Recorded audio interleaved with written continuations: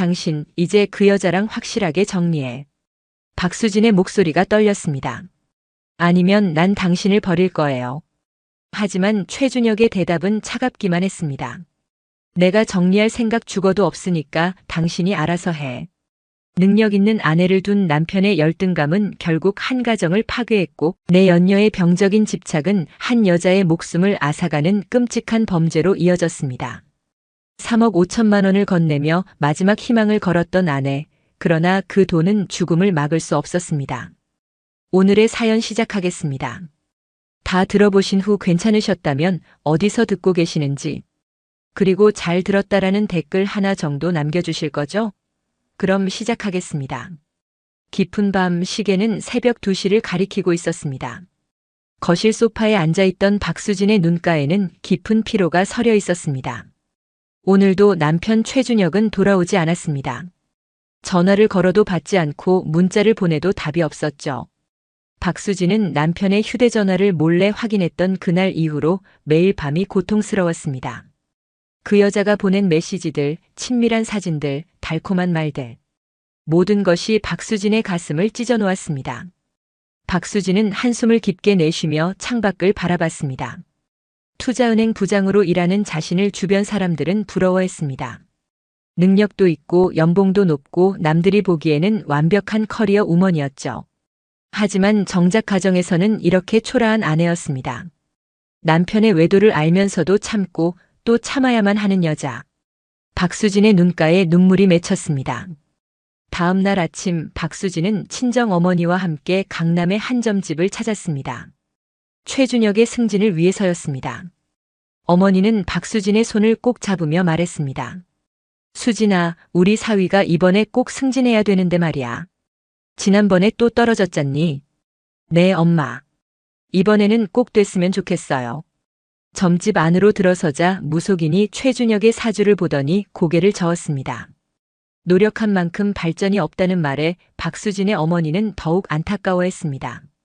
결국 두 사람은 비싼 부적까지 구입했습니다. 박수진은 남편의 성공을 위해 할 수 있는 모든 것을 다하고 있었습니다. 하지만 정작 최준혁은 그런 아내의 마음을 알고나 있을까요? 그 시각 최준혁은 회사 근처 호프집에서 술잔을 기울이고 있었습니다. 동료들과의 회식 자리였지만 최준혁의 표정은 어두웠습니다. 옆자리에 앉은 후배가 조심스럽게 물었습니다. 선배님, 요즘 표정이 안 좋으신데 무슨 일 있으세요? 최준혁은 쓴웃음을 지으며 소주잔을 들이켰습니다. 대학 동기였던 아내 박수진과 결혼한 지 벌써 7년이 지났습니다. 처음에는 능력 있는 아내가 자랑스러웠습니다. 하지만 시간이 지나면서 상황은 달라졌죠. 같은 회사에 다니지만 아내는 부장이 되었고 자신은 아직 과장이었습니다. 회사 사람들은 최준혁을 볼 때마다 박수진 부장의 남편이라고 불렀습니다. 처음에는 괜찮았지만 점점 그것이 자존심을 긁어댔습니다. 술자리가 끝나고 최준혁은 비틀거리며 거리를 걸었습니다. 집으로 가야 한다는 생각은 들었지만 발걸음은 다른 곳으로 향했습니다. 휴대전화를 꺼내 전화를 걸었습니다.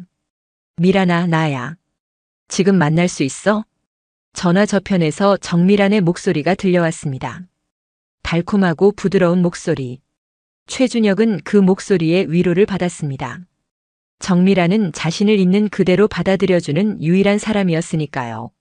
얼마 후 최준혁은 정미란의 원룸 앞에 서 있었습니다. 문을 열고 나온 정미란이 최준혁을 반갑게 맞이했습니다. 준혁아, 왜 이렇게 늦게 왔어? 미안해. 회식 때문에 좀 늦었어. 정미란은 최준혁을 안으로 들이며 소파에 앉혔습니다. 따뜻한 차를 건네주며 부드럽게 물었습니다. 요즘 힘든 일 있어? 표정이 안 좋아 보여. 최준혁은 한숨을 내쉬며 솔직하게 털어놓았습니다. 아내의 성공 앞에서 느끼는 열등감, 승진에서 번번이 떨어지는 좌절감, 집에 가기 싫은 마음. 정미란은 고개를 끄덕이며 최준혁의 이야기를 들어주었습니다. 그리고 최준혁의 손을 꼭 잡으며 말했습니다. 준혁아, 넌 충분히 잘하고 있어. 다른 사람들이 뭐라고 하든 신경 쓰지 마. 그 말에 최준혁은 위로를 받았습니다. 아내 박수진은 늘 자신의 부족함을 지적했지만 정미란은 달랐습니다. 있는 그대로의 자신을 인정해주고 격려해 주었죠. 한편 집에서 기다리던 박수진은 시계를 보며 또다시 한숨을 쉬었습니다. 새벽 4시가 넘었지만 남편은 돌아오지 않았습니다. 박수진은 침대 옆 서랍을 열어 남편의 휴대전화 청구서를 꺼냈습니다. 며칠 전 우연히 발견한 수상한 전화번호. 박수진은 그 번호로 여러 번 통화한 기록을 확인했습니다. 그리고 남편의 휴대전화를 몰래 확인했을 때 본 그 메시지들이 떠올랐습니다. 오늘 보고 싶어. 언제 만날 수 있어? 어제 정말 행복했어. 다음에는 더 오래 함께 있고 싶어. 박수진의 손이 떨렸습니다.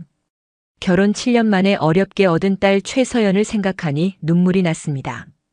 아직 7살밖에 안 된 딸아이. 이 아이를 위해서라도 가정을 지켜야 한다는 생각이 들었습니다. 박수진은 눈물을 닦으며 침대에 누웠습니다. 하지만 잠은 오지 않았습니다. 다음날 출근길, 박수진은 지친 얼굴로 회사에 도착했습니다. 동료들이 밝게 인사를 건넸지만 박수진은 겉으로만 웃음을 지을 뿐이었습니다. 회의 시간 내내 박수진은 집중할 수 없었습니다. 남편과 그 여자의 모습이 자꾸만 떠올랐으니까요. 점심시간 박수진은 혼자 회사 근처 카페에 앉아 커피를 마셨습니다. 휴대전화를 꺼내 인터넷 게시판에 접속했습니다. 익명으로 자신의 고민을 털어놓을 수 있는 유일한 공간이었죠. 남편이 바람을 피우고 있습니다. 확실한 증거도 있어요. 하지만 딸을 생각하면 이혼할 수가 없습니다. 어떻게 해야 할까요? 이렇게 참고만 있는 제 자신이 너무 비참합니다. 게시글을 올리고 나니 조금은 마음이 후련해졌습니다. 하지만 근본적인 해결책은 아니었죠. 박수진은 커피를 다 마시고 회사로 돌아왔습니다. 오후 내내 박수진은 업무에 집중하려 애썼습니다. 능력 있는 부장으로서의 모습을 유지해야 했으니까요. 그날 저녁 최준혁이 집에 돌아왔습니다. 박수진은 저녁을 차려놓고 기다리고 있었습니다. 최준혁은 무표정한 얼굴로 식탁에 앉았습니다. 박수진이 조심스럽게 물었습니다. 어제는 어디 있었어요? 전화도 안 받고. 회식하고 후배 집에서 잤어. 술을 너무 많이 마셔서. 거짓말이었습니다. 박수진은 알고 있었지만 더 이상 추궁하지 않았습니다. 최준혁은 밥을 먹으며 박수진을 쳐다보지도 않았습니다. 부부 사이의 냉기가 느껴졌습니다. 박수진은 가슴이 답답했지만 딸 최서연이 방에서 나오자 억지로 밝은 표정을 지었습니다. 서연아, 밥 먹자. 네, 엄마. 저녁 식사 내내 박수진은 딸의 웃는 얼굴을 바라보며 다짐했습니다. 이 아이를 위해서라도 참고 견디겠다고. 하지만 박수진의 마음속에는 분노와 슬픔이 쌓여가고 있었습니다. 며칠 후 최준혁은 또다시 늦은 귀가를 했습니다. 이번에는 술에 완전히 취한 상태였죠. 비틀거리며 택시에서 내린 최준혁은 자신의 집이 아닌 다른 곳으로 향했습니다. 정밀안의 원룸 앞에 도착한 최준혁은 초인종을 눌렀습니다. 문이 열리고 정밀안이 나타났습니다. 준혁아, 이렇게 취해서 오면 어떡해. 들어와. 정밀안은 최준혁을 부축해 안으로 들였습니다. 소파에 눕힌 후 따뜻한 물수건으로 얼굴을 닦아주었습니다. 최준혁은 취기가 가득한 목소리로 중얼거렸습니다. 미란아, 나 정말 힘들어. 회사에서도 집에서도 숨이 막혀. 정밀안은 최준혁의 머리를 쓰다듬으며 다정하게 말했습니다. 이런 순간이 정밀안에게는 행복했습니다. 최준혁이 자신을 필요로 한다는 사실이 그녀를 기쁘게 만들었죠. 정밀안은 최준혁에게 꿀물을 건네며 물었습니다. 오늘 회사에서 무슨 일 있었어? 또 프로젝트에서 밀렸어. 수진이는 임원들한테 칭찬받고 나는 뒤에서 잔심부름만 하고. 최준혁의 목소리에는 좌절감이 가득했습니다. 아내의 성공이 자신의 실패를 더욱 부각시키는 것 같았습니다. 정밀안은 최준혁의 손을 꼭 잡으며 위로했습니다. 준혁아, 넌 충분히 훌륭한 사람이야. 다른 사람과 비교하지 마. 최준혁은 정밀안을 바라보며 쓸쓸하게 웃었습니다. 집에서는 이런 위로를 받아본 적이 없었습니다. 박수진은 늘 최준혁에게 더 노력하라고, 더 잘해야 한다고 말했죠. 하지만 정밀안은 달랐습니다. 있는 그대로의 자신을 받아들여주는 유일한 사람이었습니다. 사실 두 사람의 만남은 2년 전으로 거슬러 올라갑니다. 고등학교 동창 모임이 열렸던 그날 최준혁은 우연히 정미란을 다시 만났습니다. 학창 시절에는 별로 친하지 않았지만 그날 두 사람은 오랜 시간 이야기를 나눴습니다. 술자리가 끝나고 최준혁이 정미란을 집까지 바래다 주면서 연락처를 교환했죠. 처음에는 가벼운 문자 몇 통을 주고받는 정도였습니다. 하지만 점점 만남의 횟수가 늘어갔습니다. 최준혁은 정미란과 함께 있을 때 편안함을 느꼈습니다. 아내에게는 말할 수 없는 고민들을 털어놓을 수 있었고 정미란은 언제나 공감해 주었죠. 그렇게 두 사람의 관계는 깊어져 갔습니다. 어느 날 박수진이 승진 소식을 가지고 집에 돌아왔습니다. 회사 동료들이 축하 파티까지 열어줬다며 기뻐했죠. 하지만 최준혁은 축하해주기는커녕 표정이 어두워졌습니다. 그날 밤 최준혁은 정미란에게 전화를 걸었습니다. 미란아, 오늘 수진이가 부장으로 승진했어. 그래? 그럼 축하할 일이잖아. 근데 나는 전혀 기쁘지가 않아. 오히려 더 초라해지는 기분이야. 정미란은 최준혁의 마음을 이해했습니다. 아내가 너무 잘 나가면 남편으로서 느끼는 열등감. 정미란은 부드럽게 말했습니다. 준혁아, 여자가 너무 잘나도 남자가 피곤하지. 가끔 나도 그런 생각해. 내가 만약 평범한 여자였으면 어땠을까 하고. 그 말에 최준혁은 깊은 공감을 느꼈습니다. 정미란은 최준혁의 상처받은 자존심을 어루만져주는 유일한 사람이었습니다. 그날 이후 두 사람의 관계는 더욱 깊어졌고 결국 선을 넘고 말았습니다. 한편 박수진은 남편의 이상한 행동들을 하나씩 눈치채기 시작했습니다. 늦은 귀가가 잦아졌고 휴대전화를 항상 뒤집어 놓았으며 문자가 오면 황급히 확인하고 지웠습니다. 박수진의 직감이 말해주고 있었습니다. 뭔가 잘못되고 있다고. 어느 날 밤 최준혁이 샤워를 하는 동안 박수진은 남편의 휴대전화를 몰래 확인했습니다. 잠금 비밀번호는 딸 최서연의 생일이었죠. 휴대전화를 열자마자 박수진의 얼굴이 창백해졌습니다. 정미란이라는 이름으로 저장된 사람과 주고받은 메시지들이 화면 가득 펼쳐졌습니다. 오늘 정말 행복했어. 다음에는 더 오래 함께 있자. 당신 생각에 잠이 안 와. 빨리 보고 싶어. 수진이는 당신을 이해 못하잖아. 나만 당신을 알아줘. 박수진의 손이 부들부들 떨렸습니다. 사진 파일도 있었습니다. 남편과 모르는 여자가 함께 찍은 사진들. 카페에서, 식당에서, 심지어 호텔 로비에서 찍은 사진도 있었습니다. 박수진은 휴대전화를 내려놓고 입을 막았습니다. 울음이 터져 나올 것 같았지만 참아야 했습니다. 샤워실에서 곧 남편이 나올 테니까요. 박수진은 황급히 휴대전화를 원래 자리에 놓고 침대에 누웠습니다. 최준혁이 샤워를 마치고 나왔지만 박수진은 눈을 감고 자는 척했습니다. 옆에 누운 남편의 숨소리가 들렸습니다. 박수진은 이불을 꽉 움켜쥐며 눈물을 흘렸습니다. 소리 없이 흐르는 눈물. 베개가 젖어 들어갔습니다. 다음 날부터 박수진은 남편을 지켜보기 시작했습니다. 휴대전화 청구서를 확인하고 귀가 시간을 체크하고 옷에서 나는 냄새까지 확인했습니다. 모든 증거들이 남편의 외도를 가리키고 있었습니다. 하지만 박수진은 쉽게 말을 꺼낼 수 없었습니다. 딸 최서연 때문이었죠.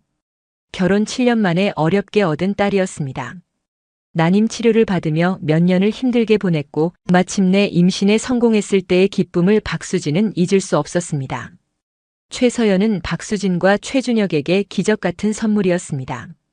그런 딸에게 아빠가 없는 가정을 만들어줄 수는 없었습니다. 박수진은 퇴근 후 집에 돌아와 딸과 시간을 보냈습니다. 최서연이 유치원에서 있었던 일들을 신나게 이야기하는 모습을 보며 박수진은 결심했습니다. 이 아이를 위해서라도 가정을 지키겠다고. 비록 마음은 무너져 내리고 있었지만 겉으로는 괜찮은 척해야 했습니다. 밤이 되면 박수진은 인터넷 게시판에 접속했습니다. 익명으로 자신의 고민을 털어놓는 것이 유일한 위로였습니다. 비슷한 처지의 사람들이 댓글로 위로를 건네주었지만 그것만으로는 부족했습니다. 박수진의 마음속 상처는 날로 깊어져만 갔습니다.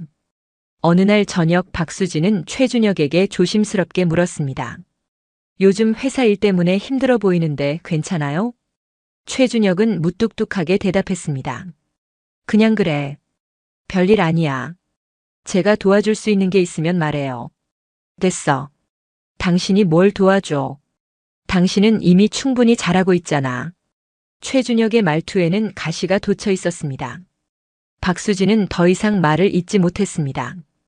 부부 사이의 거리는 점점 멀어져만 갔습니다. 같은 공간에 있어도 서로 다른 세계에 사는 것 같았죠. 그날 밤 최준혁은 또다시 외출했습니다. 친구를 만나러 간다는 핑계였지만 박수진은 알고 있었습니다. 그 여자를 만나러 가는 것이라는 걸. 박수진은 거실 소파에 앉아 남편이 돌아오기를 기다렸습니다. 시계는 자정을 넘어 새벽 1시, 2시를 가리켰습니다. 박수진의 눈가에는 다크서클이 깊어졌고 마음속에는 분노와 슬픔이 뒤섞여 있었습니다. 최준혁은 그 시각 정미란과 함께 있었습니다. 호텔 라운지에서 와인을 마시며 달콤한 시간을 보내고 있었죠. 정미란은 최준혁의 손을 잡으며 물었습니다. 준혁아, 오늘 집에 안 들어가도 돼? 괜찮아. 친구 집에서 잔다고 했으니까. 두 사람은 거리낌 없이 시간을 보냈습니다. 최준혁은 정미란과 함께 있을 때 자신이 진짜 인정받는 느낌을 받았습니다. 집에서는 늘 부족한 사람 취급을 받았지만 정미란은 달랐죠. 그녀는 최준혁을 있는 그대로 사랑해주는 것 같았습니다. 하지만 최준혁은 몰랐습니다. 정미란의 사랑이 점점 집착으로 변해가고 있다는 것을, 그리고 이 관계가 결국 모든 사람을 파국으로 몰아갈 것이라는 사실을. 박수진의 고통은 아직 시작에 불과했습니다. 며칠 동안 고민하던 박수진은 마침내 결심했습니다. 더 이상 이렇게 숨죽이며 살 수는 없었습니다. 남편의 휴대전화에서 확인한 정미란의 연락처. 박수진은 떨리는 손으로 전화를 걸었습니다.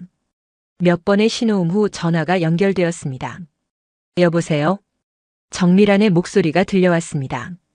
박수진은 침착하게 말했습니다. 저는 최준혁의 아내 박수진입니다. 한번 만나서 이야기를 나눴으면 하는데요.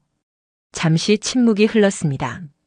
정미란은 당황한 기색 없이 대답했습니다. 알겠습니다. 언제 만날까요? 내일 오후 2시 강남역 근처 카페에서 뵙죠.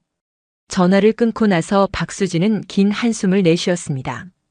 마음을 단단히 먹어야 했습니다. 이번 만남에서 확실하게 정리를 지어야 했으니까요. 다음 날 박수진은 일부러 회사를 반차내고 약속 장소로 향했습니다. 명품 가방을 들고 깔끔한 정장 차림으로 완벽하게 준비했습니다. 기싸움에서 밀려서는 안 된다는 생각이었죠. 카페에 도착하자 정미란이 이미 와서 기다리고 있었습니다. 박수진은 정미란을 보는 순간 조금 놀랐습니다. 생각보다 나이가 있어 보였고 화려한 차림새였습니다. 정미란도 박수진을 보며 표정이 미묘하게 변했습니다.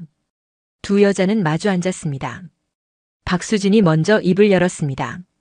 블랙커피 주세요. 저는 과테말라 안티구아 핸드드립으로 부탁해요.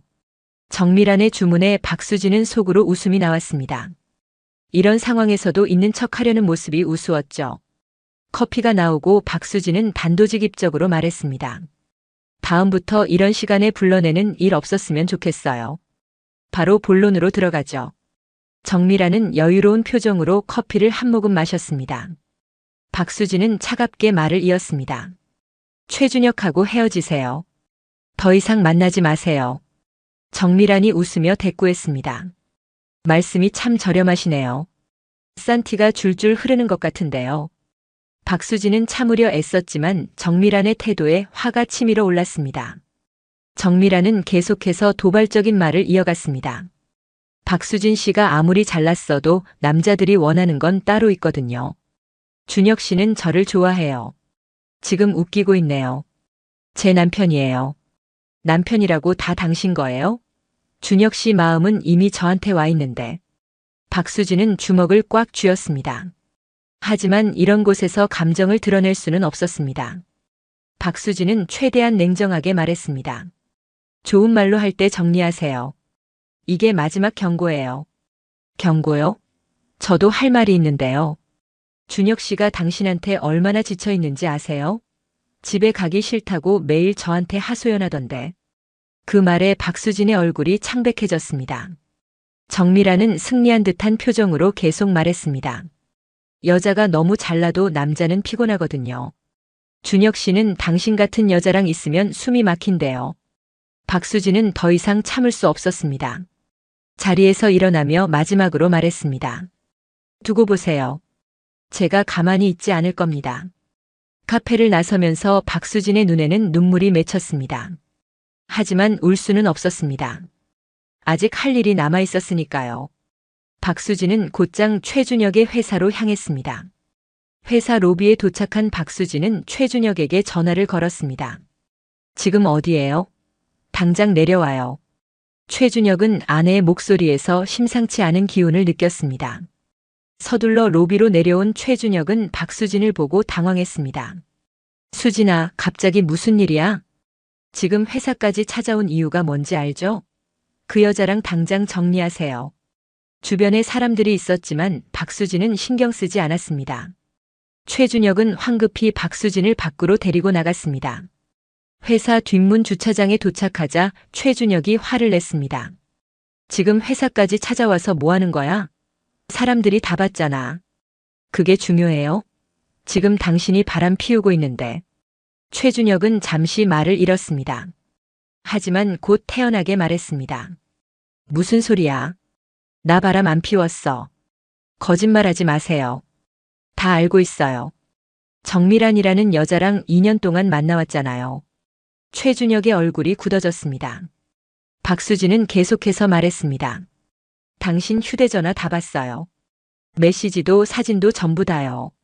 최준혁은 잠시 침묵하다가 입을 열었습니다. 그래, 만났어. 근데 그게 어쨌다는 거야? 박수진은 귀를 의심했습니다. 사과는커녕 오히려 당당한 남편의 태도에 충격을 받았습니다. 지금 뭐라고 한 거예요? 내가 왜 미란이를 만나게 됐는지 생각해봤어? 당신 때문이야. 저 때문이요? 최준혁은 쌓여있던 감정을 터뜨렸습니다. 당신은 늘 나를 무시했어. 회사에서도 집에서도. 난 당신 그늘에서 사는 게 지겨웠다고. 박수진은 믿을 수 없다는 표정으로 최준혁을 바라봤습니다. 최준혁은 계속 말했습니다. 미란이는 날 있는 그대로 받아들여줘. 당신처럼 늘 뭔가를 요구하지 않아. 제가 언제 당신을 무시했어요? 승진하라고 점집까지 다니고 부적까지 사다 줬잖아요. 그게 무슨 소용이야? 당신이 너무 잘 나가니까 내가 더 초라해지는 거잖아. 박수진은 힘이 빠졌습니다. 남편이 이렇게까지 변할 줄은 몰랐습니다. 박수진은 떨리는 목소리로 말했습니다. 그럼 저더러 어쩌라는 거예요? 회사 그만두고 못난 여자가 되라는 거예요? 난 몰라. 하여간 미란이랑은 못 헤어져. 박수진의 눈에서 눈물이 흘러내렸습니다. 최준혁은 그런 아내를 보고도 냉담했습니다. 당신이 알아서 해. 난 이제 돌아가야 해. 최준혁은 그렇게 말하고 회사 안으로 들어가 버렸습니다. 박수진은 주차장에 홀로 남겨졌습니다. 주저앉고 싶었지만 참았습니다. 차에 올라탄 박수진은 핸들을 꽉 쥐고 울었습니다. 억눌렀던 감정이 한꺼번에 터져나왔습니다. 한참을 울고 나서 박수진은 정신을 차렸습니다. 이렇게 무너질 수는 없었습니다. 딸 최서연을 생각해야 했습니다. 박수진은 눈물을 닦고 집으로 향했습니다. 집에 도착하니 딸이 유치원에서 돌아와 있었습니다. 시어머니가 봐주고 계셨죠. 박수진은 최대한 밝은 표정을 지으며 딸을 안아주었습니다. 서연아, 엄마 왔어. 엄마, 오늘 유치원에서 그림 그렸어요. 최서연이 신나게 이야기하는 모습을 보며 박수진은 다시 한번 다짐했습니다. 이 아이만은 지켜야 한다고. 시어머니가 돌아가신 후 박수진은 딸과 함께 저녁을 먹었습니다. 최준혁은 또다시 늦는다는 연락이 왔습니다. 밤이 되어 박수진은 딸을 재우고 거실에 홀로 앉아 있었습니다. 오늘 있었던 일들이 주마등처럼 스쳐 지나갔습니다. 정미란의 도발적인 태도, 최준혁의 냉담한 반응. 모든 것이 박수진을 짓눌렀습니다. 박수진은 휴대전화를 꺼내 친정어머니에게 전화를 걸었습니다. 하지만 이런 이야기를 어머니에게 할 수는 없었습니다. 걱정하실 게 뻔했으니까요. 박수진은 전화를 끊고 다시 인터넷 게시판에 접속했습니다. 오늘 남편의 내연녀를 만났습니다. 하지만 헤어질 생각이 전혀 없다고 하더군요. 남편도 제 편이 아니었습니다. 저는 어떻게 해야 할까요? 게시글을 올리자마자 댓글들이 달리기 시작했습니다. 대부분 이혼하라는 내용이었지만 박수진은 그럴 수 없었습니다. 딸을 생각하면 도저히 그럴 수가 없었습니다. 새벽 2시가 넘어서야 최준혁이 집에 돌아왔습니다. 술 냄새가 진동했습니다. 박수진은 침대에 누워 있었지만 잠들지 않고 있었습니다. 최준혁은 샤워도 하지 않고 소파에 그대로 누워버렸습니다. 부부 사이의 거리는 점점 더 멀어지고 있었습니다. 박수진은 천장을 바라보며 생각했습니다. 이대로 포기할 수는 없다고. 반드시 방법을 찾아야 한다고. 하지만 어떻게 해야 할지 막막하기만 했습니다. 박수진의 긴 밤은 그렇게 깊어져만 갔습니다. 며칠 밤을 뜬 눈으로 지새운 박수진은 결국 친정어머니를 찾아갔습니다. 더 이상 혼자서는 감당할 수 없었습니다. 어머니 앞에서 그동안 참았던 눈물이 터져 나왔습니다. 엄마, 저 어떡하죠? 준혁이가 다른 여자랑 2년 동안 바람을 피웠어요. 박수진의 어머니는 딸을 안으며 등을 토닥였습니다. 하지만 곧 단호한 표정으로 말했습니다. 수진아, 울기만 해서는 안 된다. 뭔가 확실하게 정리를 해야 해. 어떻게요? 준혁이는 헤어질 생각이 전혀 없대요. 어머니는 잠시 생각하더니 입을 열었습니다. 그 여자한테 직접 돈을 주고 확실하게 끊게 하자. 각서까지 받아내는 거야. 박수진은 고개를 저었습니다. 돈으로 해결한다는 것이 자존심 상했기 때문입니다.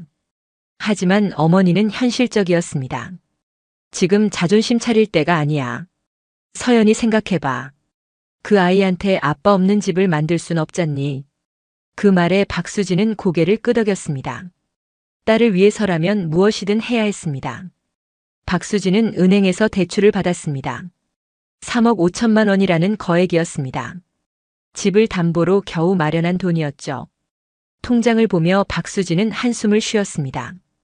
이 돈이면 정밀한도 마음을 바꿀 것이라 믿었습니다. 며칠 후 박수진은 어머니와 함께 정밀한을 다시 만났습니다. 이번에는 호텔 라운지를 장소로 정했습니다. 정밀한이 먼저 도착해 있었습니다. 박수진과 어머니가 다가가자 정밀한은 여유로운 표정으로 일어섰습니다. 어머님까지 오셨네요. 박수진의 어머니는 정밀한을 차갑게 바라보며 자리에 앉았습니다. 박수진도 옆에 앉으며 가방에서 서류 봉투를 꺼냈습니다. 정밀한이 물었습니다. 그게 뭔가요? 각서예요. 더 이상 최준혁을 만나지 않겠다는 약속을 글로 남기는 거죠. 정밀한은 비웃듯이 말했습니다. 각서요? 그게 무슨 소용이에요? 박수진의 어머니가 단호하게 말했습니다. 이것만으로는 부족하다는 거지. 그래서 준비했어. 박수진은 또 다른 봉투를 꺼냈습니다. 두툼한 통장이 들어 있었습니다. 정밀한의 눈빛이 변했습니다. 박수진이 말했습니다. 3억 5천만 원이에요. 이 돈을 드릴 테니 준혁이랑 완전히 헤어지세요. 정밀한은 잠시 망설이는 듯 했습니다. 하지만 곧 통장을 집어들고 확인했습니다. 정말로 3억 5천만 원이 입금되어 있었습니다.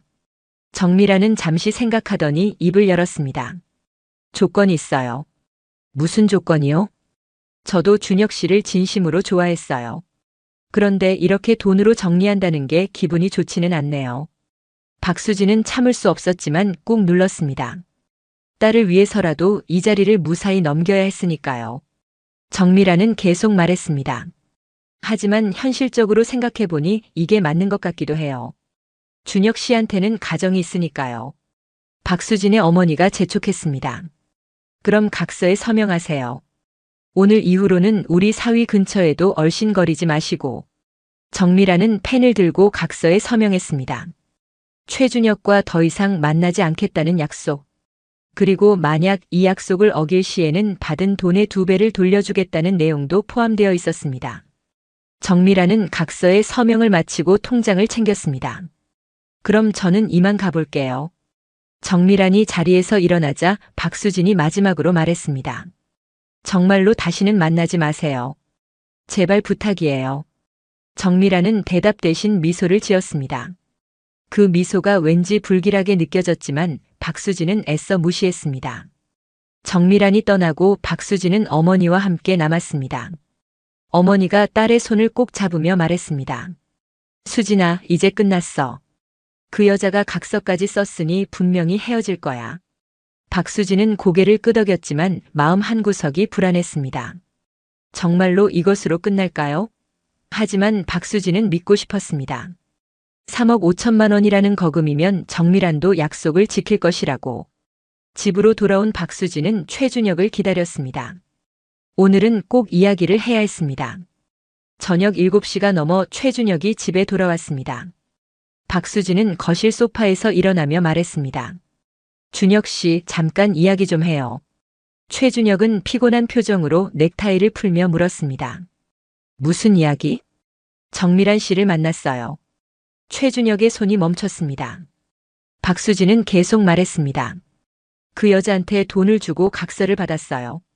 더 이상 당신을 만나지 않겠다고요. 최준혁의 얼굴이 굳어졌습니다. 잠시 침묵이 흐른 후 최준혁이 물었습니다. 얼마나 줬는데? 3억 5천만 원이요. 최준혁은 놀란 표정을 지었습니다. 하지만 곧 화를 냈습니다.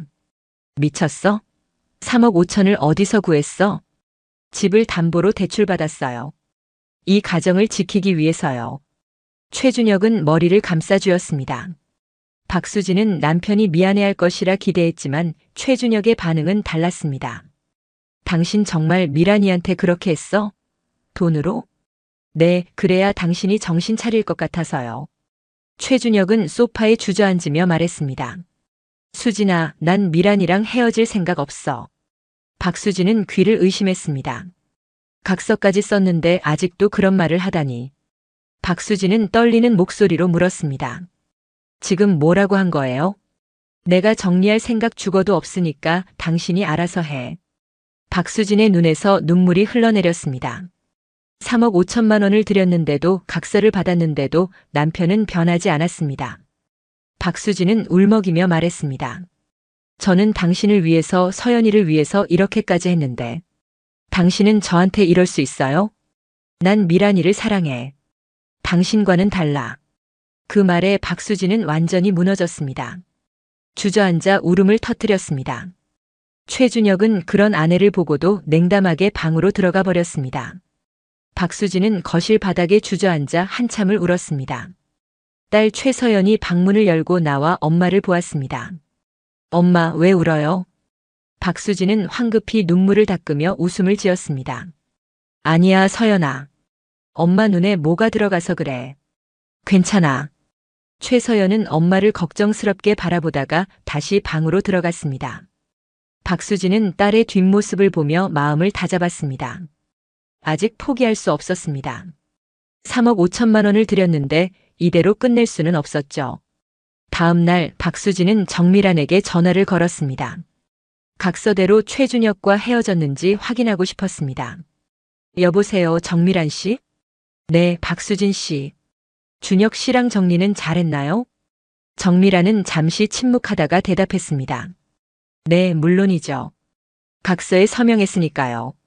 박수진은 안도의 한숨을 쉬었습니다. 하지만 정밀안의 목소리에는 뭔가 석연치 않은 느낌이 있었습니다. 박수진은 다시 한번 확인했습니다. 정말로 다시는 만나지 않는 거죠? 네, 걱정 마세요. 저도 새로운 삶을 살려고요. 전화를 끊고 나서 박수진은 조금 마음이 놓였습니다. 각서를 썼고 돈도 받았으니 정밀안이 약속을 지킬 것이라 믿었습니다. 하지만 박수진은 몰랐습니다. 정밀안의 집착이 이미 돈으로 해결될 수준을 넘어섰다는 것을, 그리고 최준혁 역시 정밀안을 포기할 생각이 전혀 없다는 것을. 며칠 후 최준혁은 정밀안에게 연락했습니다. 밀안아, 수진이가 너한테 돈 줬다며? 응, 3억 5천을 줬어. 각서까지 쓰라고 하더라. 미안해. 내가 제대로 막지 못했어. 정밀안은 웃으며 대답했습니다. 괜찮아, 준혁아. 어차피 우리는 계속 만날 거잖아. 그래, 각서 같은 건 신경 쓰지 마. 우리 계속 만나자. 두 사람은 각서 따위는 아무 의미가 없다는 듯이 관계를 이어갔습니다. 오히려 돈을 받았다는 사실이 정밀안에게는 우월감을 주었습니다. 박수진이 3억 5천을 주면서까지 최준혁을 지키려 했다는 것이 정밀안의 자존심을 세워줬죠. 정밀안은 속으로 생각했습니다. 박수진이 아무리 돈을 줘도 최준혁의 마음은 자신에게 있다고. 박수진은 평화가 찾아올 것이라 기대했지만 현실은 달랐습니다. 최준혁의 태도는 변하지 않았고 여전히 늦은 귀가가 계속됐습니다. 박수진은 불안했지만 각서를 믿으려 애썼습니다. 3억 5천만 원이라는 거금. 그 돈이면 분명히 정밀한도 약속을 지킬 것이라고. 하지만 박수진의 희망은 곧 산산조각 나게 됩니다. 3억 5천만 원을 주고 각서까지 받은 후 한 달이 지났습니다. 박수진은 조금씩 평화를 되찾는 듯 했습니다. 최준혁의 귀가 시간이 조금 빨라졌고 주말에는 가족과 함께 시간을 보내기도 했습니다. 박수진은 이것이 새로운 시작이라고 믿었습니다. 비록 3억 5천이라는 큰 빚을 졌지만 가정을 지킬 수 있다면 그 정도는 감수할 수 있었죠. 어느 화요일 오후였습니다. 박수진은 회사에서 회의를 마치고 자리로 돌아왔습니다. 책상 위에 택배 하나가 놓여 있었습니다. 발신인 이름이 없었습니다. 박수진은 이상하다는 생각이 들었지만 별 생각 없이 택배를 열었습니다. 안에는 커다란 봉투가 들어 있었습니다. 봉투를 열자마자 박수진의 얼굴이 창백해졌습니다. 사진들이 쏟아져 나왔습니다. 최준혁과 정밀안이 함께 찍은 사진들. 그것도 최근에 찍은 사진이었습니다. 박수진의 손이 떨렸습니다. 각서를 쓰고 돈을 받은 후에도 두 사람은 계속 만나고 있었던 것입니다. 첫 번째 사진은 해외 어느 리조트에서 찍은 것이었습니다. 야자수가 보이는 해변 최준혁과 정밀안이 수영복 차림으로 환하게 웃고 있었습니다. 두 번째 사진은 호텔 객실에서 찍은 것이었습니다. 침대에 나란히 앉아 샴페인을 들고 있는 모습. 세 번째 사진은 더욱 충격적이었습니다. 두 사람이 포옹하고 있는 모습이었죠. 박수진은 사진들을 보며 온몸이 떨렸습니다. 분노와 배신감이 한꺼번에 밀려왔습니다. 3억 5천만 원을 주고 각서까지 받았는데 이 모든 게 거짓말이었던 것입니다. 박수진은 봉투 안을 다시 확인했습니다. 종이 한 장이 더 들어 있었습니다. 박수진 씨, 돈으로 사랑을 살 수는 없답니다. 준혁 씨는 저를 진심으로 사랑해요. 포기하세요. 정밀안이 보낸 것이 분명했습니다. 박수진은 책상에 주저앉았습니다. 주변 동료들이 걱정스럽게 다가왔지만 박수진은 괜찮다고 손사래를 쳤습니다. 화장실로 달려간 박수진은 변기 뚜껑을 닫고 앉아 울음을 터뜨렸습니다. 3억 5천만 원이라는 거금은 아무 의미가 없었습니다. 각서도 약속도 모두 거짓이었습니다. 한참을 울고 난 후 박수진은 거울을 보며 눈물을 닦았습니다. 빨갛게 부은 눈을 찬물로 씻어내며 마음을 가다듬었습니다. 다시 사무실로 돌아온 박수진은 사진들을 가방에 넣었습니다. 오늘 반드시 최준혁과 대면해야겠다고 결심했습니다. 퇴근 시간이 되자 박수진은 서둘러 집으로 향했습니다. 최준혁보다 먼저 도착한 박수진은 거실 소파에 앉아 남편을 기다렸습니다. 저녁 7시가 넘어 최준혁이 집에 들어왔습니다. 평소처럼 아무렇지 않은 표정이었습니다. 다녀왔어. 박수진은 대답 대신 사진들을 식탁 위에 펼쳐놓았습니다. 최준혁의 표정이 굳어졌습니다. 박수진이 차갑게 물었습니다. 이게 뭔가요? 최준혁은 잠시 망설이다가 대답했습니다. 그게 어떻게 여기에? 회사로 택배가 왔어요. 정밀안 씨가 보낸 거겠죠. 최준혁은 아무 말도 하지 못했습니다. 박수진은 떨리는 목소리로 계속 물었습니다. 각서 쓴 지 한 달밖에 안 됐어요. 그 사이에 해외여행까지 다녀왔다는 거예요? 최준혁은 한숨을 쉬며 소파에 앉았습니다. 박수진은 계속해서 따져 물었습니다. 3억 5천만 원이 뭐예요? 제가 집을 담보로 대출받아서 준 돈이에요. 그런데 이렇게 저를 우롱할 수 있어요? 최준혁이 짜증 섞인 목소리로 말했습니다. 내가 미란이한테 각서 쓰라고 한 적 없어. 당신이 멋대로 한 거잖아. 박수진은 믿을 수 없다는 표정으로 최준혁을 바라봤습니다. 최준혁은 계속 말했습니다. 미란이는 각서 같은 거 의미 없다고 했어. 우리 사랑은 돈으로 살 수 있는 게 아니라고. 지금 무슨 말을 하는 거예요? 당신 아내가 3억 5천을 들여서 가정을 지키려고 했는데. 최준혁은 냉담하게 대꾸했습니다. 내가 부탁한 적 없어. 당신이 알아서 한 거지. 박수진의 눈에서 눈물이 흘러내렸습니다. 하지만 이번에는 슬픔보다 분노가 더 컸습니다. 박수진은 사진 한 장을 집어들었습니다. 호텔 침대에 앉아있는 두 사람의 모습. 이게 뭐예요? 서연이는 생각도 안 해요? 7살밖에 안 된 우리 딸은요? 최준혁은 잠시 침묵했습니다. 딸 이야기가 나오자 표정이 조금 흔들렸습니다. 하지만 곧 다시 단단해진 얼굴로 말했습니다. 서연이는 내가 키울 거야.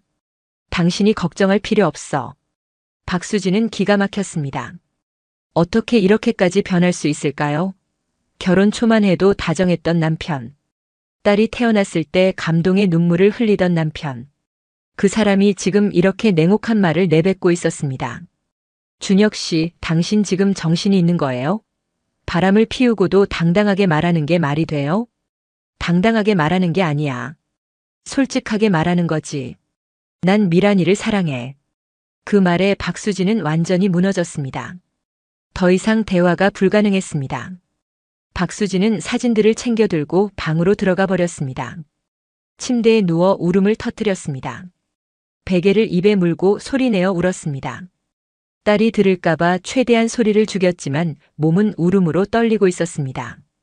그날 밤 박수진은 한숨도 자지 못했습니다. 천장을 바라보며 생각했습니다. 이제 어떻게 해야 할까? 이혼을 해야 할까? 하지만 딸 생각을 하면 쉽게 결정할 수 없었습니다. 최서연은 아직 어렸습니다. 엄마와 아빠가 모두 필요한 나이였죠. 다음 날 아침 박수진은 부은 눈을 화장으로 가리고 출근했습니다. 회사에서는 최대한 평정심을 유지하려 애썼습니다. 점심시간에 박수진은 혼자 카페에 앉아 정미란에게 전화를 걸었습니다. 여보세요. 정미란의 목소리가 들려왔습니다. 여유롭고 당당한 목소리였습니다. 박수진은 떨리는 목소리로 물었습니다. 사진을 왜 보낸 거예요? 아, 박수진 씨. 받았군요. 어떻던가요? 각서를 쓰고 돈까지 받았으면서 어떻게 이럴 수 있어요? 정미란은 웃으며 대답했습니다. 각서요? 그건 그냥 종이 조각일 뿐이에요. 준혁 씨와 저의 사랑은 돈으로 살 수 없거든요. 박수진은 분노가 치밀어 올랐지만 참았습니다. 정미란은 계속해서 도발적으로 말했습니다. 우리 태국 여행 정말 좋았어요. 준혁 씨가 저한테 프러포즈까지 했답니다. 조만간 결혼할 거예요. 당신 지금 미쳤어요? 준혁 씨는 이미 결혼한 사람이에요. 그러니까 박수진 씨가 양보해 주시면 되죠. 어차피 준혁 씨 마음은 저한테 있으니까요. 박수진은 더 이상 참을 수 없었습니다. 3억 5천만 원 당장 돌려주세요. 각서 위반이니까 2배로 돌려줘야 하는 거 알죠? 정미란은 비웃듯이 말했습니다. 법적으로 대응하시겠다는 거예요? 그럼 준혁 씨의 불륜 사실이 회사에 다 알려질 텐데. 그래도 괜찮으세요? 박수진은 말문이 막혔습니다. 정미란의 말이 맞았습니다. 법적으로 대응하면 최준혁의 커리어에도 타격이 갈 것이고 결국 가정도 완전히 무너질 것입니다. 정미란은 박수진의 약점을 정확히 알고 있었습니다. 천천히 생각해 보세요. 전 기다릴 수 있으니까. 그럼 이만. 정미란은 일방적으로 전화를 끊었습니다. 박수진은 휴대전화를 내려놓고 고개를 떨궜습니다. 무력감이 밀려왔습니다. 돈도 각서도 아무 소용이 없었습니다. 정미란과 최준혁은 박수진을 완전히 무시하고 있었습니다. 그날 저녁 박수진은 딸과 함께 저녁을 먹었습니다. 최준혁은 또다시 늦는다는 연락이 왔습니다. 분명히 정미란과 함께 있을 것입니다. 최서연이 물었습니다. 엄마 아빠는 왜 요즘 맨날 안 와요?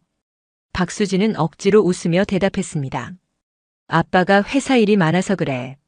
곧 들어오실 거야. 최서연은 고개를 끄덕이며 밥을 먹었습니다. 박수진은 딸의 순수한 얼굴을 보며 마음이 아팠습니다. 이 아이는 아직 아무것도 모릅니다. 엄마와 아빠 사이에 무슨 일이 벌어지고 있는지. 박수진은 이 순수함을 지켜주고 싶었습니다. 밤이 되어 박수진은 딸을 재우고 거실에 혼자 앉아 있었습니다. 사진들을 다시 꺼내봤습니다. 행복해 보이는 최준혁과 정미란. 박수진은 그 모습을 보며 자신이 얼마나 초라한지 깨달았습니다. 능력 있는 부장, 주변의 부러움을 사는 커리어 우먼. 하지만 정작 가정에서는 남편에게 버림받은 여자였습니다. 박수진은 인터넷 게시판에 다시 글을 올렸습니다. 3억 5천만 원을 주고 각서까지 받았지만 소용없었습니다. 남편과 그 여자는 여전히 만나고 있고 오히려 저를 조롱하고 있습니다. 이제 정말 어떻게 해야 할지 모르겠습니다. 댓글들이 달리기 시작했습니다. 대부분 이혼하라는 내용이었습니다. 하지만 박수진은 여전히 결단을 내리지 못했습니다. 딸을 생각하면 도저히 그럴 수가 없었습니다. 박수진의 고통스러운 밤은 그렇게 깊어져만 갔습니다. 사진이 배달된 후 몇 주가 지났습니다.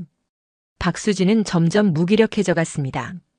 회사에서는 여전히 능력 있는 부장으로 일했지만 집에 돌아오면 영혼 없는 사람처럼 지냈습니다. 최준혁은 이제 아예 집에 늦게 들어오는 것조차 숨기지 않았습니다. 주말에도 외출이 잦아졌고 가족과 함께 보내는 시간은 거의 없었죠. 그러던 어느 날 박수진은 최준혁의 회사에서 회식이 있다는 소식을 들었습니다. 팀 전체 회식이라며 늦을 거라는 연락이 왔습니다. 박수진은 직감적으로 이상한 느낌이 들었습니다. 혹시 정미란도 그 자리에 나타나는 건 아닐까요? 박수진의 예감은 틀리지 않았습니다. 그날 저녁 최준혁의 팀 회식 자리에 정미란이 나타났습니다. 아무렇지 않은 표정으로 식당에 들어선 정미란을 본 동료들은 당황했습니다. 최준혁의 후배가 조심스럽게 물었습니다. 선배님, 저분은 누구세요? 최준혁이 대답하기도 전에 정미란이 먼저 말했습니다. 안녕하세요. 저는 준혁 씨 친구 정미란이에요. 근처에 있다가 들렀어요. 최준혁은 난처한 표정을 지었지만 정미란을 내쫓을 수도 없었습니다. 정미란은 자연스럽게 최준혁 옆자리에 앉았습니다. 회식 분위기가 어색해졌습니다. 동료들은 서로 눈치를 보며 술잔을 기울였습니다. 정미란은 마치 자신이 최준혁의 아내인 것처럼 행동했습니다. 최준혁의 술잔이 비면 채워주고 음식을 집어주기도 했습니다. 심지어 최준혁의 넥타이를 고쳐주는 모습까지 보였죠. 동료들은 이상하다는 눈빛으로 바라봤지만 아무도 직접적으로 말하지 않았습니다. 정미란은 대화에도 끼어들었습니다. 회사 이야기가 나오자 마치 자신도 그 회사 사람인 것처럼 의견을 냈습니다. 준혁 씨, 이번 프로젝트 정말 잘하실 거예요. 제가 옆에서 봤는데 밤낮으로 열심히 하시더라고요. 팀장이 의아한 표정으로 물었습니다. 옆에서 보셨다니 그게 무슨 말씀이세요? 정미란은 당황하지 않고 대답했습니다. 아, 제 말은 자주 만나니까 그런 얘기를 많이 듣는다는 뜻이에요. 최준혁은 불편한 표정으로 술을 마셨습니다. 이 상황에서 벗어나고 싶었지만 정미란은 전혀 일어날 기미를 보이지 않았습니다. 오히려 더욱 적극적으로 행동했죠. 회식이 끝나갈 무렵 정미란은 최준혁의 팔을 자연스럽게 끼었습니다. 동료들 앞에서 말입니다. 최준혁은 황급히 팔을 뺐지만 정미란은 아무렇지 않게 웃었습니다. 팀장이 조심스럽게 최준혁에게 물었습니다. 최 과장, 저분이 누구예요? 뭔가 관계가 있는 것 같은데. 최준혁은 얼버무렸습니다. 그냥 옛날 친구예요. 별 의미 없어요. 하지만 팀장의 표정은 밝지 않았습니다. 회사 내에서 최준혁의 아내 박수진은 유명한 사람이었습니다. 능력 있는 부장으로 다른 부서에서 일하고 있었죠. 그런 아내가 있는데 다른 여자와 이렇게 친밀하게 지내다니. 팀장은 내심 우려스러웠습니다. 며칠 후 정미란은 더욱 대담한 행동을 했습니다. 유명한 무속인을 찾아간 것입니다. 정미란은 무속인 앞에 앉아 말했습니다. 저희 남편 승진 운을 보러 왔어요. 무속인이 물었습니다. 남편분 사주를 알려주세요. 정미란은 최준혁의 생년월일을 알려줬습니다. 무속인은 사주를 보더니 고개를 끄덕였습니다. 올해 안에 좋은 소식이 있겠어요. 하지만 주변에 방해하는 기운이 있네요. 방해하는 기운이요? 네, 질투하는 여자의 기운이 느껴져요. 조심하셔야 합니다. 정미란은 박수진을 떠올렸습니다. 무속인의 말에 정미란은 더욱 확신했습니다. 박수진이 최준혁의 운을 막고 있다고. 정미란은 비싼 부적을 구입했습니다. 최준혁의 승진을 위한 부적이라며. 다음 날 정미란은 최준혁을 만나 부적을 건넸습니다. 준혁아, 이거 당신 승진 부적이야. 항상 가지고 다녀. 최준혁은 부적을 받으며 난처한 표정을 지었습니다. 정미란의 행동이 점점 과해지고 있었습니다. 하지만 정미란을 떼어놓을 수도 없었습니다. 정미란은 최준혁에게 유일한 위로였으니까요. 정미란은 자신의 아파트에 최준혁의 물건들을 쌓아두기 시작했습니다. 옷, 세면도구, 심지어 슬리퍼까지. 마치 최준혁이 자신과 함께 사는 것처럼 집을 꾸몄습니다. 거실에는 두 사람이 함께 찍은 사진들을 액자에 넣어 걸어뒀습니다. 어느 날 정미란은 최준혁의 명함을 가지고 다니기 시작했습니다. 사람들을 만날 때마다 최준혁을 남편이라고 소개했죠. 친구들이 의아해하며 물었습니다. 미란아, 너 결혼했어? 언제? 정미란은 웃으며 대답했습니다. 응, 최근에. 남편이 대기업에 다녀. 친구들은 축하한다며 언제 식을 올리느냐고 물었습니다. 정미란은 곧 할 거라며 얼버무렸습니다. 정미란의 머릿속에서는 이미 자신이 최준혁의 진짜 아내였습니다. 박수진은 그저 법적으로만 아내일 뿐 진짜 아내는 자신이라고 믿었죠. 한편 박수진은 회사에서 이상한 소문을 듣게 되었습니다. 최준혁의 팀 회식에 모르는 여자가 나타났다는 것입니다. 박수진과 같은 회사에 다니는 지인이 조심스럽게 말했습니다. 수진 씨, 혹시 최 과장님이 다른 분이랑 친하게 지내시나요? 무슨 말씀이세요? 지난주 회식 자리에 모르는 여자분이 오셨더라고요. 최 과장님한테 굉장히 친밀하게 행동하시던데. 박수진의 얼굴이 굳어졌습니다. 정미란이 회사 회식에까지 나타났다는 것입니다. 박수진은 분노가 치밀어 올랐습니다. 이제 정미란은 아무런 거리낌 없이 행동하고 있었습니다. 그날 저녁 박수진은 최준혁을 기다렸습니다. 최준혁이 집에 들어오자마자 박수진이 물었습니다. 회식 자리에 정미란 씨가 왔다며요? 최준혁은 잠시 당황했지만 곧 대답했습니다. 우연히 근처에 있었대. 우연이요? 회사 동료들 앞에서 당신한테 저렇게 행동하는 게 우연이라고요? 최준혁은 짜증을 냈습니다. 내가 부른 것도 아니고 미란이가 알아서 온 거야. 그럼 쫓아냈어야죠. 왜 같이 앉아서 회식을 했어요? 회식 자리에서 쫓아낼 수는 없잖아. 사람들이 다 보는데. 박수진은 기가 막혔습니다. 최준혁은 여전히 정미란을 감싸고 있었습니다. 박수진이 떨리는 목소리로 말했습니다. 이제 회사 사람들도 다 알게 될 거예요. 당신이 바람 피우고 있다는 거. 그게 내 잘못이야? 미란이가 좀 적극적인 것뿐이야. 박수진은 더 이상 대화하고 싶지 않았습니다. 방으로 들어가 문을 닫았습니다. 침대에 누워 천장을 바라보며 생각했습니다. 정미란의 행동은 점점 더 심해지고 있었습니다. 이제는 회사까지 찾아오고 무속인한테까지 가서 최준혁을 남편이라고 소개하고 있었습니다. 박수진은 정미란에게 전화를 걸었습니다. 더 이상 참을 수 없었습니다. 정미란 씨, 지금 뭐 하는 거예요? 박수진 씨, 무슨 일이세요? 정미란의 목소리는 여유로웠습니다. 박수진은 분노를 억누르며 말했습니다. 회사 회식에까지 나타나는 게 정상이라고 생각해요? 준혁 씨가 좋아했는걸요. 제가 오니까 기뻐하더라고요. 거짓말하지 마세요.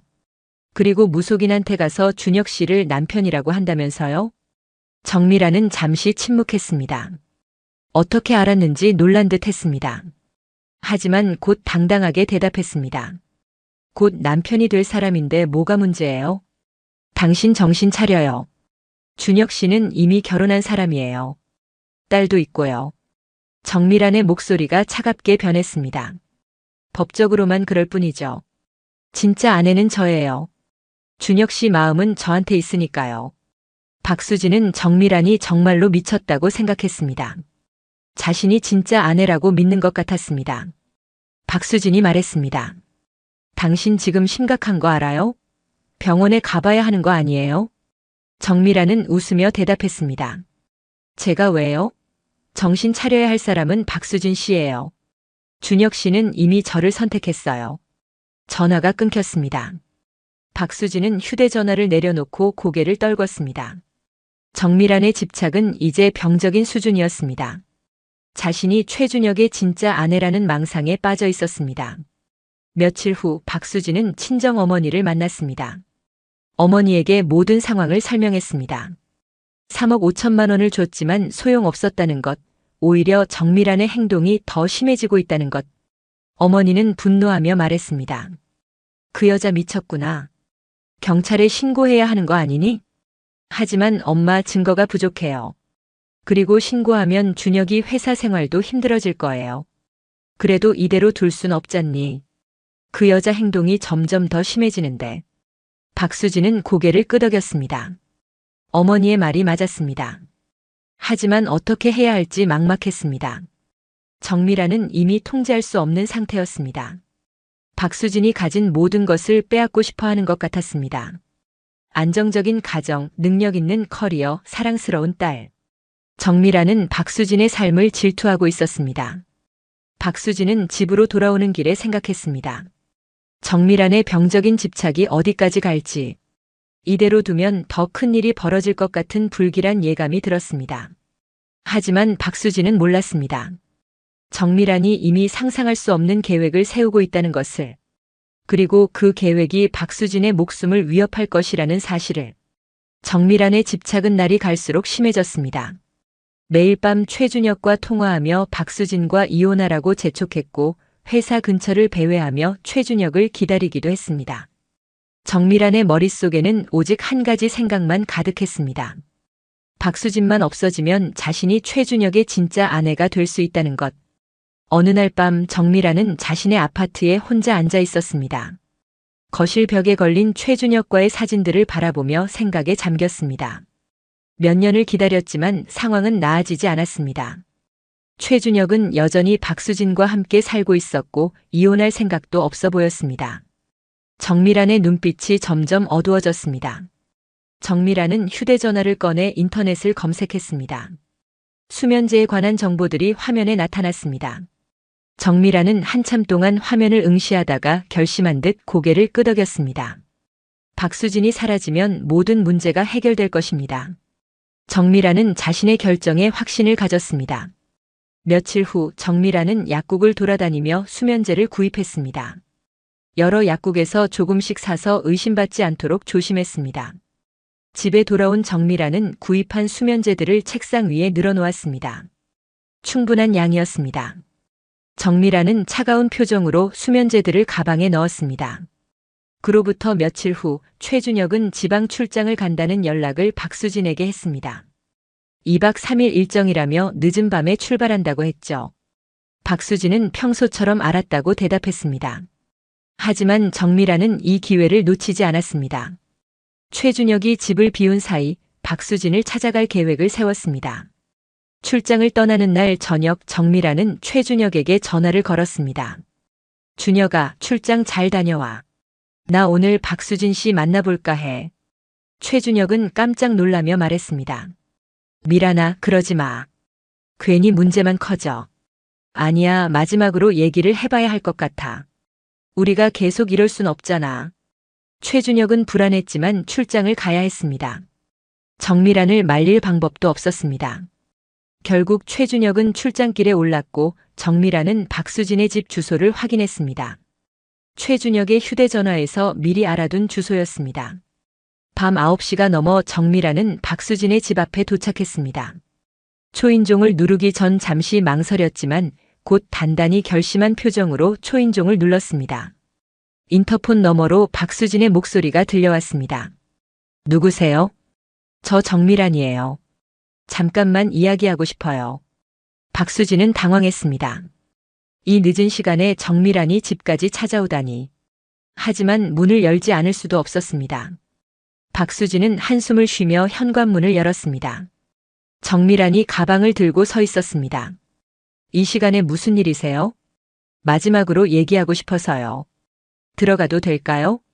박수진은 잠시 고민했지만 고개를 끄덕였습니다. 딸 최서연은 이미 잠들어 있었습니다. 거실로 들어온 정미란은 주변을 둘러봤습니다. 깔끔하게 정돈된 집, 벽에 걸린 가족 사진들. 정미란의 얼굴에 질투의 그림자가 스쳤습니다.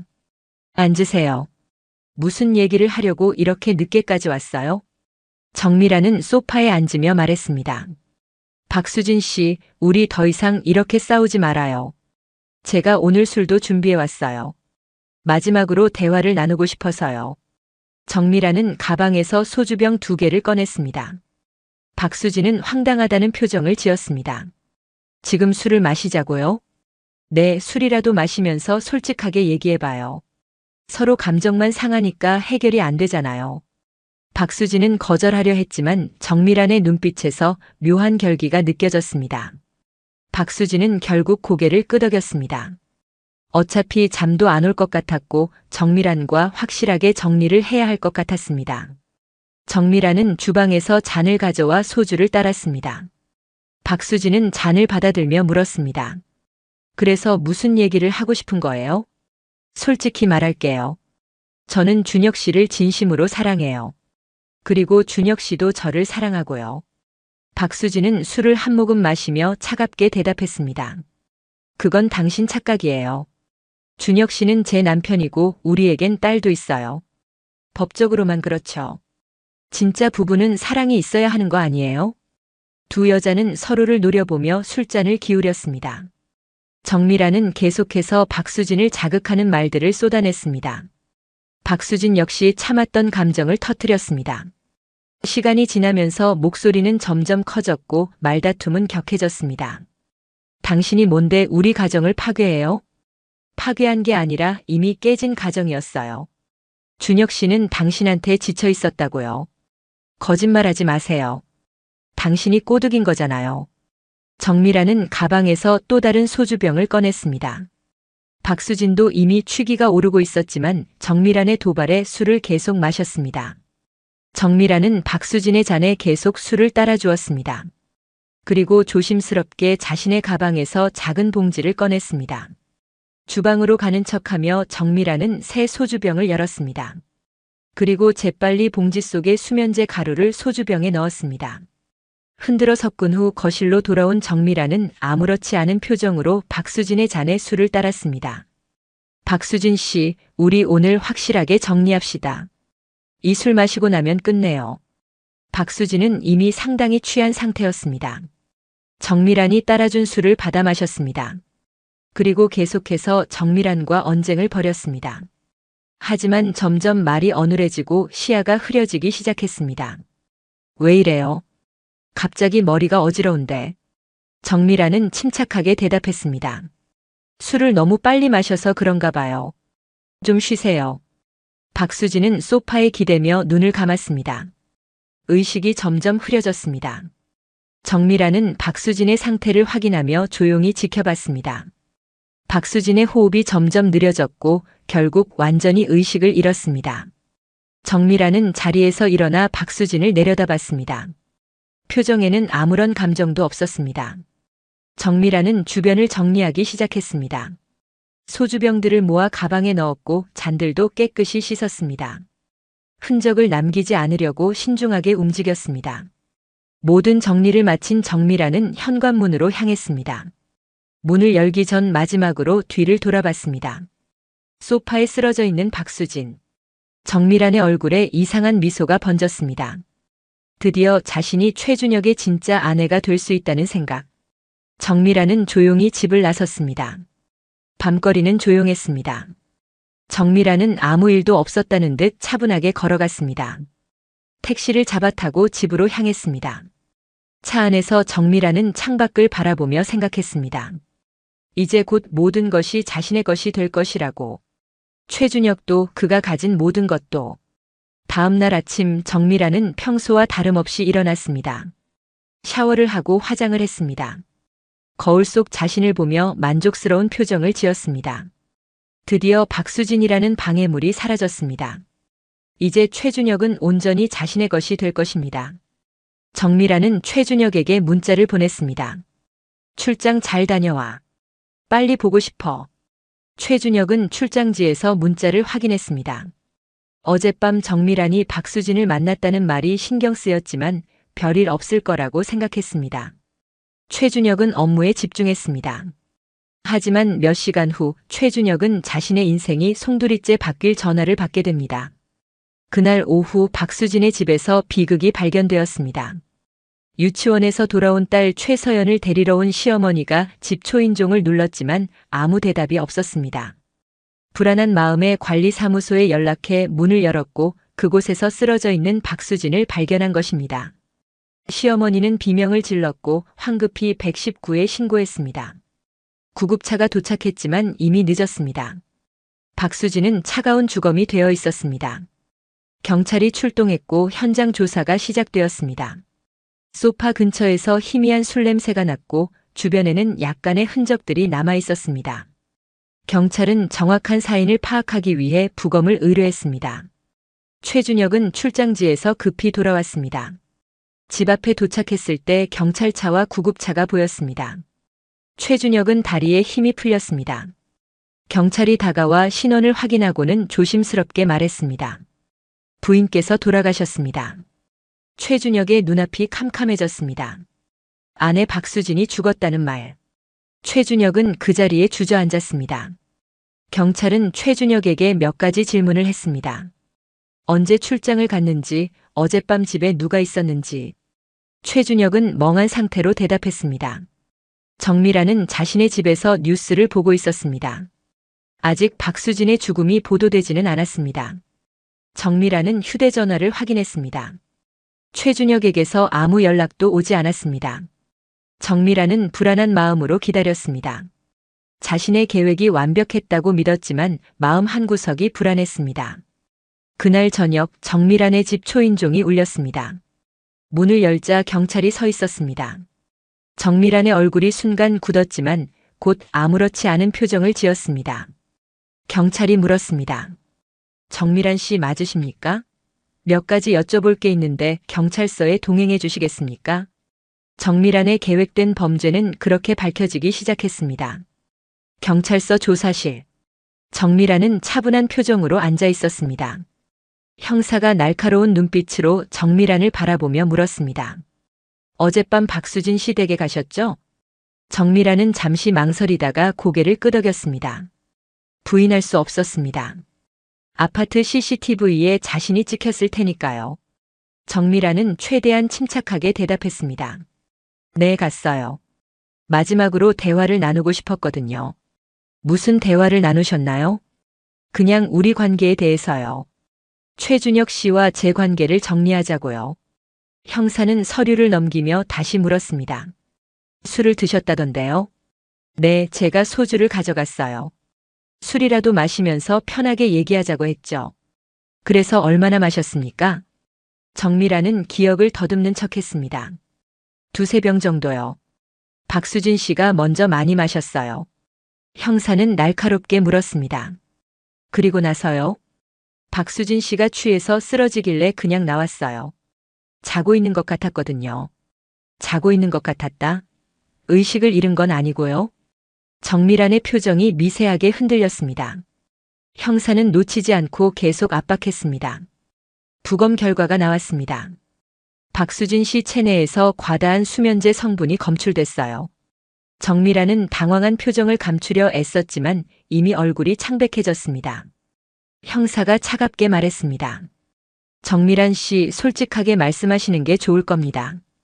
약국 CCTV도 확인했고요. 당신이 여러 곳에서 수면제를 구입한 기록이 다 나왔어요. 정미란은 더 이상 변명할 수 없다는 것을 깨달았습니다. 하지만 여전히 자신이 잘못했다고 생각하지 않았습니다. 정미란은 고개를 들어 형사를 바라보며 말했습니다.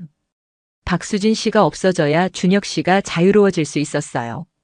그 여자는 준혁 씨의 인생을 망치고 있었거든요. 형사는 황당하다는 표정으로 정미란을 바라봤습니다. 정미란은 계속해서 자신의 논리를 펼쳤습니다. 저는 준혁 씨를 진심으로 사랑해요. 그리고 준혁 씨도 저를 사랑하고요. 박수진 씨는 그저 법적으로만 아내였을 뿐이에요. 그래서 살인을 저질렀다는 겁니까? 정미란은 잠시 침묵했습니다. 살인이라는 단어가 현실감 있게 다가왔습니다. 하지만 곧 고개를 저으며 말했습니다. 살인이 아니에요. 그냥 잠을 재운 것뿐이에요. 영원히. 형사는 더 이상 대화할 가치가 없다고 판단했습니다. 정미란은 완전히 망상에 빠져 있었습니다. 자신이 최준혁의 진짜 아내이고 박수진은 방해물일 뿐이라는 생각. 연극성 인격장애가 얼마나 심각한지 보여주는 사례였습니다. 정미라는 살인 혐의로 구속되었습니다. 뉴스에 사건이 보도되자 세상이 떠들썩했습니다. 능력 있는 투자은행 부장이 남편의 내연녀에게 살해당했다는 충격적인 사건. 사람들은 정미란의 병적인 집착에 혀를 내둘렀습니다. 재판이 시작되었습니다. 법정에 선 정미란은 여전히 현실을 인정하지 않았습니다. 검사가 물었습니다. 피고인은 왜 박수진 씨를 살해했습니까? 정미란은 당당하게 대답했습니다. 제가 준혁 씨의 진짜 아내니까요. 박수진 씨는 우리 사이를 방해했어요. 방청석에서 웅성거림이 일었습니다. 판사가 조용히 하라고 말했습니다. 정미란의 변호인은 의뢰인의 정신 감정을 요청했습니다. 정신과 전문의의 감정 결과 정미란은 연극성 인격장애를 앓고 있었으며 현실과 망상을 구분하지 못하는 상태였습니다. 하지만 법원은 정미란이 범행을 계획적으로 준비했다는 점, 증거를 인멸하려 했다는 점을 들어 책임 능력이 있다고 판단했습니다. 검사는 무기징역을 구형했습니다. 정미란의 범죄는 계획적이고 잔인했으며 어린 딸에게서 엄마를 빼앗은 중대한 범죄였습니다. 최준혁도 법정에 증인으로 출석했습니다. 초췌한 얼굴의 최준혁은 증인석에 앉아 고개를 숙였습니다. 검사가 물었습니다. 증인은 피고인과 2년간 불륜 관계를 유지했습니까? 네, 그렇습니다. 부인이 피고인에게 3억 5천만 원을 주고 헤어지라고 했다는 사실을 알고 있었습니까? 최준혁은 잠시 망설이다가 대답했습니다. 알고 있었습니다. 그런데도 피고인과의 관계를 계속 유지했습니까? 네. 방청석에서 비난의 목소리가 터져나왔습니다. 최준혁은 고개를 더 깊이 숙였습니다. 검사는 냉정하게 말했습니다. 증인의 무책임한 행동이 결국 부인의 죽음을 초래한 겁니다. 최준혁은 아무 대답도 하지 못했습니다. 그저 눈물만 흘렸습니다. 하지만 이미 늦었습니다. 박수진은 돌아오지 않았고 딸 최서연은 엄마를 잃었습니다. 최준혁의 후회는 아무 소용이 없었습니다. 몇 주 후 판결이 선고되었습니다. 판사는 엄숙한 표정으로 판결문을 읽었습니다. 피고인 정미란은 피해자 박수진에 대한 병적인 질투와 피해자의 남편을 독점하고 싶다는 욕망으로 계획적으로 살인을 저질렀습니다. 피고인은 여러 약국에서 수면제를 구입하고 피해자의 집을 찾아가 술에 수면제를 타서 먹인 후 방치했습니다. 이는 명백한 살인 행위입니다. 판사는 잠시 멈추었다가 계속 말했습니다. 피고인은 법정에서도 자신의 행위를 정당화하며 반성의 기미를 보이지 않았습니다. 피해자는 7살 딸을 두고 억울하게 생을 마감했으며 이는 회복할 수 없는 비극입니다. 이에 본 법원은 피고인에게 징역 25년을 선고합니다. 정미란은 판결을 듣고도 담담한 표정이었습니다. 오히려 방청석을 향해 외쳤습니다. 준혁아, 나 기다릴 거야. 나 나오면 우리 결혼하자. 방청석에 앉아있던 최준혁은 고개를 돌렸습니다. 정미란의 목소리가 계속 들려왔습니다. 나는 당신의 진짜 아내야. 잊지 마. 법정 경위가 정미란을 제지했고 정미란은 법정 밖으로 끌려나갔습니다. 재판은 그렇게 끝났습니다. 하지만 관련된 사람들의 고통은 끝나지 않았습니다. 박수진의 장례식이 조용히 치러졌습니다. 친정어머니는 딸의 영정 앞에서 하염없이 울었습니다. 7살 최서연은 엄마가 왜 안 오는지 물으며 영정 사진을 만졌습니다. 최준혁은 딸을 안으며 함께 울었습니다. 하지만 그의 눈물도 아내를 돌려올 수는 없었습니다. 장례식장을 찾은 회사 동료들은 박수진을 기억했습니다. 능력 있고 책임감 강하고 딸을 사랑했던 여자. 그녀가 얼마나 고통스러웠을지 생각하니 가슴이 아팠습니다. 3억 5천만 원을 들여서라도 가정을 지키려 했던 절박함. 하지만 그 모든 노력이 허사였습니다. 박수진의 친정어머니는 최준혁을 원망했습니다. 사위, 당신이 내 딸을 죽인 거나 마찬가지야. 어떻게 그 여자랑 계속 만날 수 있었어? 최준혁은 고개를 숙이고 사죄했습니다. 하지만 사죄로 무엇이 바뀔 수 있을까요? 박수진은 이미 이 세상 사람이 아니었습니다. 친정어머니는 울면서 말했습니다. 내 딸이 얼마나 힘들었을까? 혼자 얼마나 많이 울었을까? 최준혁은 대답할 수 없었습니다. 아내가 혼자 감당했던 고통을 이제야 깨달았지만 이미 모든 것이 끝난 후였습니다. 최준혁은 회사를 그만뒀습니다. 더 이상 그곳에서 일할 수 없었습니다. 동료들의 시선이 따가웠고 무엇보다 자신이 견딜 수 없었습니다. 딸 최서연은 할머니 손에서 자라게 되었습니다. 친정어머니가 손녀를 데려가 키우기로 한 것입니다. 최준혁은 양육권을 포기했습니다. 자신에게는 딸을 키울 자격이 없다고 생각했으니까요. 최서연은 가끔 물었습니다. 할머니, 엄마 언제 와요? 친정어머니는 그때마다 눈물을 흘리며 최서연을 안았습니다. 어린 손녀에게 엄마가 영원히 돌아오지 않는다고 어떻게 말할 수 있을까요? 최서연은 엄마 없이 자라야 했습니다. 엄마의 따뜻한 손길도 다정한 목소리도 더 이상 들을 수 없었습니다. 세월이 흘렀습니다. 정미라는 교도소에서 복역하며 여전히 자신이 옳다고 믿었습니다. 최준혁이 면회를 오기를 기다렸지만 최준혁은 단 한 번도 오지 않았습니다.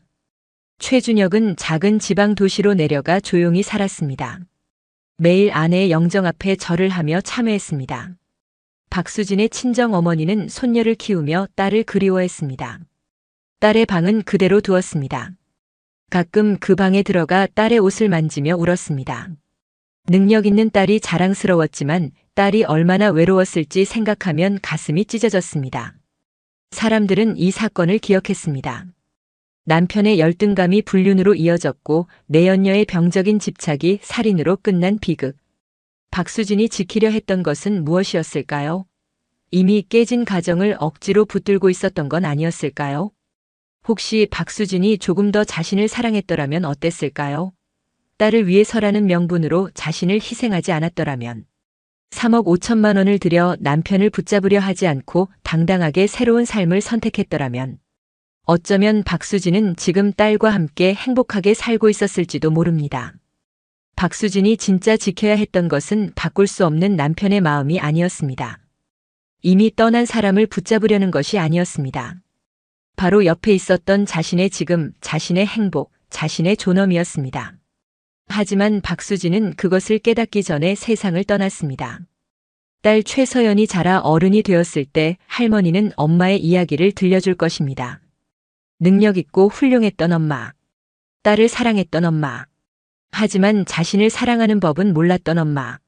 최서연은 엄마의 실수에서 배울 것입니다.